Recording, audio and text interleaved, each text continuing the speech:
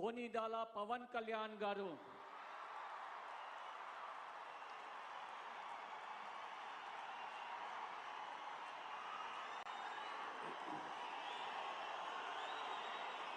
నేను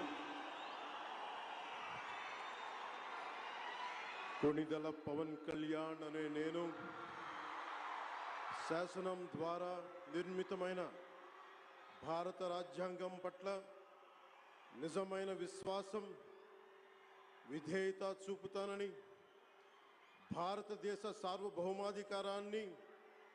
సమగ్రతని కాపాడుతానని, ఆంధ్రప్రదేశ్ రాష్ట్ర మంత్రిగా నా కర్తవ్యాలను